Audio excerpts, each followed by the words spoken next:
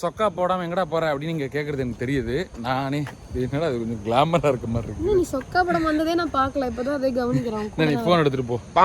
இன்னும் பெரிய silk Smith அவர் glamour. இல்லை இதெல்லாம் வந்து நம்ம யூடியூப் வீடியோவில் போட்டது கிடையாது. அதெல்லாம் போடலாம். நம்மள யூடியூப்ல இப்படி பார்த்தது இல்லையன்றதுக்காக பார்க்குறேன். ஆக்சுவலாக என்னென்னா இன்னும் ஒரு டிஷர்ட் தான் இருக்குது எனக்கு. கொண்டு அது நனைஞ்சிருச்சு ஸ்வெட் ஆகி. அப்புறம் வந்து அதனால் தோச்சு காய போடு. இந்த மாதிரி சொல்லிக்கிட்டு இருக்கான்றனால தான் வந்து வந்த இடத்துல தோச்சி காய போட்டு அது காலில் கூட காஞ்சிருமா. மழை பெஞ்சிட்டு இருக்கீங்க. என்ன பண்ண அதனால இருக்கிற ஒரு டிஷர்ட் இருக்கு. நாளைக்கு ஏர்போர்ட் போட்டு கிளம்புறதுக்கு.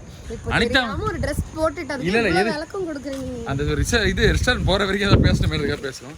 அனிதா சொல்லியிருக்கா நீ வந்து வெறும் உடம்போட குளிக்க கூடாதுன்னு. அனிதா எனக்கு ரூல்ஸ் போட்டிருக்கா, அதனால நான் அதை போட்டிருக்கேன். பல தடவை சொல்லியிருக்கேன், அதனால எப்போ ஒன்று ஞாபகம் இல்லை. பேர் போட எடுத்தா உலகத்துல எல்லாரும் குளிப்பாங்க.